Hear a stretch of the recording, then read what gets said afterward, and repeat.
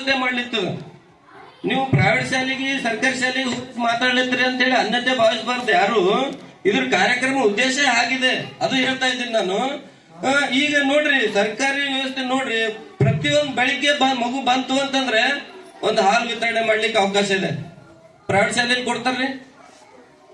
ಮತ್ತೆ 1 ಗಂಟೆ ಆದ್ಮೇಲೆ ಮತ್ತೆ ಬಾಳೆಹಣ್ಣ ಚಕ್ಕಿ ಕೊಡ್ಬೇಕಂತಕ್ಕಂಥದ್ದು. ಅದು ಆದ್ಮೇಲೆ ಮಧ್ಯಾಹ್ನ ಬಿಸಿ ಊಟ ಕೊಡ್ಬೇಕಂತಕ್ಕಂಥದ್ದು. ಈ ರೀತಿ ಹಲವಾರು ಯೋಜನೆಗಳು ಹಾಕಿ ಒಂದು ಗುಣಮಟ್ಟದ ಶಿಕ್ಷಣ ಕೊಡ್ಲಿಕ್ಕೆ ಸರ್ಕಾರ ಪ್ರಯತ್ನ ಮಾಡ್ಲಿಕ್ಕಿದೆ. ಅದು ನಾವು ಬಳಕೆ ಮಾಡ್ಕೋತಾ ಇಲ್ಲ. ಈಗ ಇದು ಉದಾಹರಣೆ ಹೇಳ್ತು, ಒಂದು ವಿದ್ಯಾರ್ಥಿ ಈ ಟ್ಯಾಕಿ ಕಟ್ಟಿದ್ದಾರೆ, ಅದು ಬಳಕೆನೆ ಮಾಡ್ತಾ ಇಲ್ಲ. ಆ ರೀತಿ ಆಗಿದೆ ಮಕ್ಕಳು ಪರಿಸ್ಥಿತಿ. ನಮ್ಮ ಪಾಲಕರು, ನಮ್ಮ ಊರಿನ ಸಮಸ್ಯೆ ಅಂದ್ರೆ ಇಷ್ಟೆಲ್ಲ ಕಟ್ಟಡಗಳಿರ್ತವೆ. 9 ಜನ ಶಿಕ್ಷಕರಿಗೆ ಇಟ್ಟಿದ್ದಾರೆ ಸರ್ಕಾರ ಇಲ್ಲಿ ನಿಮ್ಮ ಸ್ಕೂಲ್ ಸಲುವಾಗಿ. ಇಷ್ಟು ಜನ ಮಕ್ಕಳ ದಾಖಲಾತಿ ಆಗಿದ್ದಾರೆ. ಅವ್ರು ಕಲಿಬೇಕಲ್ರಿ, ಕಲೀಲಿಲ್ಲ ಅಂದ್ರೆ ಆ ಟಾಕಿ ತರಾನೇ ಆಗ್ಬಿಡ್ತಾರ ನಮ್ಮ ಮಕ್ಕಳು, ಹೌದಲ್ರಿ? ಈಗ ಅದಕ್ಕೆ ಕಟ್ಟಡ ಹಿಡಿದು ನೀರ್ ಬಿ ಹೊಡೆದಿಲ್ಲ, ಅದಕ್ಕೆ ನೀರ್ ಬಿ ಹಾಕಿಲ್ಲ ಅಂತ ಹೇಳ್ತಾರೆ. ನಾನು ಹೇಳಿರೋ ಪ್ರಕಾರ ನೋಡಿದ್ರೆ, ನಾನು ಇವತ್ತೇ ಬಂದು ನೋಡ್ತಾ ಇದ್ದೀನಿ, ಅದೇ ತರ ಆಗ್ಬಿಡ್ತಾರೆ. ನಮ್ ಕುಟುಂಬನು ಹಂಗೆ ಆಗ್ಬಿಡುತ್ತೆ. ನಮ್ ಕುಟುಂಬ ಮುಂದ್ ಬರ್ಲಿಕ್ಕೆ ಸಾಧ್ಯ ಏನದ್ರಿ?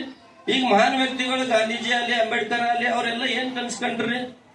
ಗ್ರಾಮ ಸ್ವರಾಜ್, ಗ್ರಾಮನೇ ಒಂದು ಸ್ವರಾಜ್ಯ ಆಗಿರ್ಬೇಕಂತಕ್ಕಂಥದ್ದು, ಹಳ್ಳಿಗಳನ್ನು ಬದಲಾವಣೆ ಆಗ್ಬೇಕಂತಕ್ಕಂಥದ್ದು ಕಂಡಿರೋದು. ನಾವು ಹಳ್ಳಿಗಳು ಬದಲಾವಣೆ ಆಗ್ಬೇಕು ಅಂತಂದ್ರೆ ದೊಡ್ಡ ಮನೆ ಕಟ್ಟಿದ್ರೆ, ಒಂದು ದೊಡ್ಡ ರಸ್ತೆ ಮಾಡಿದ್ರೆ ಈ ತರ ಇಲ್ಲ. ಮಕ್ಕಳ ಶಿಕ್ಷಣದಿಂದ ಬದಲಾವಣೆ ಆಗ್ಬೇಕು, ಅದು ತಾನೇ ಆಗ್ತಾವ. ಆಮೇಲೆ ಆಟೋಮೆಟಿಕ್ಲಿ ದೊಡ್ಡ ಮನಿನೂ ಆಗ್ತದ, ಎಲ್ಲನೂ ಆಗ್ತದ, ಹೊಲನೂ ಆಗ್ತದ, ಹೌದಲ್ರಿ? ಶಿಕ್ಷಣ ಇರ್ಲಿಲ್ಲ ಅಂದ್ರೆ ಮನಿ ಕಟ್ಲಿಕ್ಕೆ ಸಾಧ್ಯ ಇಲ್ಲ, ಹೊಲ ತೋಲಕ್ ಸಾಧ್ಯ ಇಲ್ಲ, ಕೆಲಸ ಮಾಡಕ್ನು ಏನು ಬರಲ್ಲ, ಕೆಲಸನೂ ಯಾರು ಕೊಡಲ್ಲ. ಈಗಿನ ದಿನಮಾನಗಳಲ್ಲಿ ಎಲ್ಲರೂ ಪ್ರತಿಯೊಬ್ರು ಕಡ್ಡಾಯ ಶಿಕ್ಷಣ ನೀಡಲೇಬೇಕಂತೇಳಿ 2018 ಇಸ್ವಿಯಲ್ಲೇ ಕೂಡ ಸಮಗ್ರ ಶಿಕ್ಷಣ ಯೋಜನೆ ಕರ್ನಾಟಕ ಜಾರಿಯಲ್ಲಿ ತಂದ ಸರ್ಕಾರ. ಯಾವ ಮಗುನು ಕೂಡ ಶಾಲೆಯಿಂದ ಹೊರಗೆ ಉಳಿಬಾರ್ದು, ಶಿಕ್ಷಣದಿಂದ ವಂಚಿತರ ಆಗ್ಬಾರ್ದು. ಅದು ಆದ ನಂತರ ಮತ್ತೆ ಮಕ್ಕಳಿಗೆ ಒಂದು 8 ಗಂಟೆ ಮಕ್ಕಳು ಶಾಲೆಯಲ್ಲಿ ಇರೋದ್ರಿಂದ ಒಂದು ಹಸುವಿನಿಂದ ಮುಲುಗ್ತವೆ, ಹಸುವಿನಿಂದ ಕೊರತೆಯಾಗಿ ಕಲಿಕೆ ಹಿಂದುಳಿತಕ್ಕಂಥದ್ದನ್ನು ಗುರುತಿಸಿ ಬಿಸಿ ಊಟ ಕೊಡ್ತಕ್ಕಂಥ ವ್ಯವಸ್ಥೆ. ಅದು ಆದ ನಂತರ ಶೇಂಗಾ ಚಕ್ಕೆ, ಬಾಳೆಹಣ್ಣು, ಈ ತರ ಎಲ್ಲ ವ್ಯವಸ್ಥೆ ಮಾಡಿ ಗುಣಮಟ್ಟ ಶಿಕ್ಷಣ ಎಲ್ಲ ಏನೇ ಯೋಜನೆ ಶಾಲೆಗೆ ಜಾರಿಗೆ ಮಾಡಿದ್ರು ಕೂಡ ಶಿಕ್ಷಣ ಗುಣಮಟ್ಟ ಆಗ್ಲಿ ಅನ್ನೋ ಉದ್ದೇಶದಿಂದನೇ ಜಾರಿಗೆ ಮಾಡಿದ್ರು. ಅದು ಬಳಕೆ ಮಾಡೋದು ನಮ್ಮ ಹತ್ರ ಬೇಕು. ಮಕ್ಕಳು, ಶಿಕ್ಷಕರು, ಪಾಲಕರು 3 ಜನ. ನೀವೇ ಇದೊಂದು ಶಾಲೆ ಒಂದು ಚೆನ್ನಾಗಿ ನಡ್ಸ್ಕೊಂಡು ಹೋಗ್ಬೇಕಂದ್ರೆ 3 ಜನ ಸೇರ್ಕೊಂಡು ಮಾಡ್ತಕ್ಕಂಥ ವ್ಯವಸ್ಥೆ ಇರ್ತದ. ಹೀಗಿರೋದ್ರಿಂದ ಈಗ ಮೇನ್ ಪಾಯಿಂಟ್ ಅಂದ್ರೆ ತಮ್ಮ ಶಾಲೆಯಲ್ಲಿ ಒಂದು ಋಣಾತ್ಮಕ ಅಂದ್ರೆ ಒಂದು ಬಿಸಿ ಊಟದ್ದು ಸಮಸ್ಯೆ ಹೇಳ್ತಾ ಇದ್ದಾರೆ. ಶೇಂಗಾ ಚಕ್ಕೆ, ಬಾಳೆಹಣ್ಣು ಇದ್ರ ಬಗ್ಗೆ ಯಾವ್ದು ಸಮಸ್ಯೆ ಕಂಡ್ಕೊಂಡಿಲ್ಲ. ಅದ್ರ ಬಗ್ಗೆ ಇದ್ರೂ ಹೇಳ್ಬೋದು, ಅದ್ರ ಬಗ್ಗೆ ಆ ವಿಷಯ ಬಗ್ಗೆನೂ ಚರ್ಚೆ ಮಾಡೋಣ. ಫಸ್ಟ್ ಬಂದ್ಬಿಟ್ಟು ಬಿಸಿ ಊಟಕ್ಕೆ ಸಂಬಂಧಿಸಿದ ನಿಮ್ಗೆ ಅನ್ನದಲ್ಲಿ ನುಸಿ ಬರ್ತಾ ಇದಾವೆ ಮತ್ತು ನೊಣ ಬೀಳ್ತಾ ಇದೆ, ಆಮೇಲೆ ಊಟ ಚೆನ್ನಾಗಿ ಬಡಿಸ್ತಾ ಇಲ್ಲ, ಈ ರೀತಿ ಇದೆ ನಿಮ್ ಶಾಲೆಯಲ್ಲಿ. ಈಗ ನಾವು ಏನಾದ್ರೂ ವರದಿ ಮಾಡಿದ್ರೆ ನಿಮ್ ಊರಿನ ನಿಮ್ ಶಾಲೆಯ ಗೌರವನೇ ಒಂದು ಕುಂಠಿತ ಆಗುತ್ತೆ. ಸರ್ಕಾರಿ ಯೋಜನೆ ಪಾರದರ್ಶಕವಾಗಿ ಬಳಕೆ ಮಾಡ್ತಾ ಇಲ್ಲ ಅಂತಕ್ಕಂಥದ್ದು. ಅದು ನಿರ್ವಹಣೆ ಮಾಡ್ತಕ್ಕಂಥವ್ರು ಜವಾಬ್ದಾರಿ ಇರ್ತದ, ಅವರು ಚೆನ್ನಾಗಿ ನಿರ್ವಹಣೆ ಮಾಡ್ಕೊಂಡು ಹೋಗ್ಬೇಕು.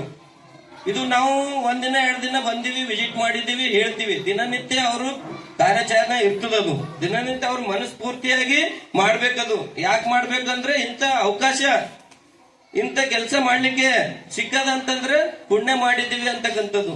ಇಡೀ ಊರಿನ ಜನರ ಮಕ್ಕಳಿಗೆ ನಾವು ಅನ್ನ ಬೇಯಿಸಿ ಹಾಕ್ಬೇಕು ಅಂತಂದ್ರೆ ಒಂದು ಪುಣ್ಯ ಮಾಡ್ದಂಗೆ ಅದು ಕೆಲಸ. ಈಗ ನಿಮ್ಗೆ ಕೆಲಸ ಮಾಡ್ಲಿಕ್ಕೆ ಒಂದು ಪೇಮೆಂಟ್ ಕಡಿಮೆ ಇರ್ತದೆ, ಇಲ್ಲ ಅಂತ ಹೇಳಲ್ಲ. ನಿಮ್ಗೆ ಒಂದು ಸಾಕಾಗಷ್ಟು ನಿಮ್ ಕೂಲಿಗೆ ತಕ್ಕಂಗ ಪಗಾರ ಇರೋದಿಲ್ಲ. ನೀವು ಅಡಿಗೆ ಮಾಡ್ತಕ್ಕಂಥ ಸಹಾಯಕರು ಇರ್ಬೋದು, ಮುಖ್ಯ ಅಡಿಗೆಗಳು ಇರ್ಬೋದು, ನಿಮ್ಗೆ ಸಮಗ್ರವಾಗಿ ಒಂದು ಕೂಲಿ ಬೀಳಲ್ಲ. ಆದ್ರಿಂದ ಅದನ್ನು ಕೂಡ ನೀವು ಸಮರ್ಪಕವಾಗಿ ಅಡಿಗೆ ನಿರ್ವಹಣೆ ಮಾಡಿ ಎಲ್ಲಾ ಮಕ್ಕಳು, ಇಡೀ ನಿಮ್ ಊರಿನ ಮಕ್ಕಳಿಗೆ ಊಟ ಬಯಸ್ತಕ್ಕಂಥ ಕೆಲಸ ಸಿಕ್ಕದಂದ್ರೆ ನೀವು ಪುಣ್ಯ ಮಾಡಿರಿ ಅಂತಕ್ಕಂಥನೇ ನನ್ನ ಭಾವನೆ.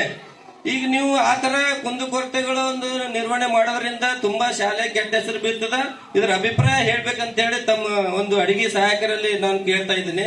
ಈ ಸಭೆಯಲ್ಲಿ ಎಲ್ಲಾ ಪಾಲಕರಿದ್ದಾರೆ, ಶಿಕ್ಷಕರಿದ್ದಾರೆ, ಮಕ್ಕಳಿದ್ದಾರೆ. ಇದು ಮುಂದುವರಿಬಾರ್ದು, ಇದು ಉದ್ದೇಶ. ಇಲ್ಲಿ ತನಕ ಆಗಿದೆ, ಇವಾಗ ಸ್ಟಾಪ್ ಆಗ್ಬೇಕು ಇವತ್ತಿನಿಂದ ಅಂತಕ್ಕಂಥದ್ದು.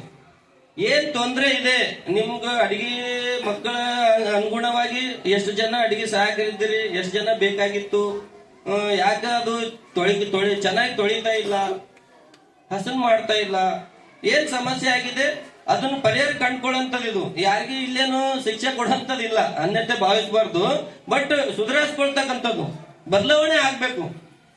ಯಾರಿಗೆ ಇಲ್ಲಿ ಪನಿಷ್ಮೆಂಟ್ ಇಲ್ಲ, ಬದಲಾವಣೆ ಇವತ್ತಿನಿಂದ ಅದು ಏನೇ ಇದ್ರು ನಾಳೆ ಮುಂದುವರಿಬಾರ್ದು. ತಾವು ಏನಾರ ತಮ್ಮ ಅಭಿಪ್ರಾಯ ಇದ್ರೆ ಹೇಳ್ಬೇಕಂತೇಳಿ ಹೇಳ್ತಾ ಇದ್ದೇನೆ ನಾನು.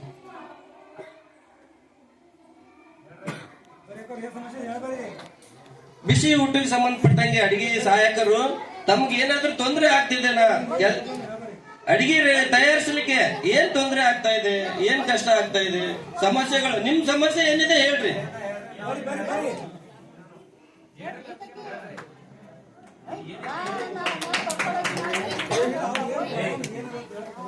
ನಿಮ್ಮ ನಿಮ್ ಈಗ ರೀ ಈ ಶಿಕ್ಷಕರು ಮತ್ತು ವಿದ್ಯಾರ್ಥಿಗಳು ಪಾಲಕರು ಈ ಸಮಸ್ಯೆ ಎಲ್ಲ ಇವಾಗ ಚರ್ಚೆ ಮಾಡಿದೀವಿ. ಅದೇ ತರ ನಿಮ್ದು ಕೂಡ ನಿಮ್ ಸಮಸ್ಯೆಯನ್ನು ನಾವು ಆಲಿಸ್ತೀವಿ. ನಿಮ್ ತೊಂದರೆ ಏನಾಗ್ಲಿತ್ತದ ಅಂತ ನಾವು ಕೇಳಕ್ ಬಂದಿದ್ದೀವಿ. ಮಕ್ಕಳನ್ನು ಕೇಳ್ತೀವಿ, ನಿಮ್ದು ಕೇಳ್ತೀವಿ, ಶಿಕ್ಷಕರನ್ನು ಕೇಳ್ತೀವಿ. ಅದಕ್ಕೆ ಪರಿಹಾರ ಕಂಡುಕೊಳ್ಳಮ್ಮ ಎಲ್ಲರೂ ಸೇರ್ಕೊಂಡ್ಬಿಟ್ಟು.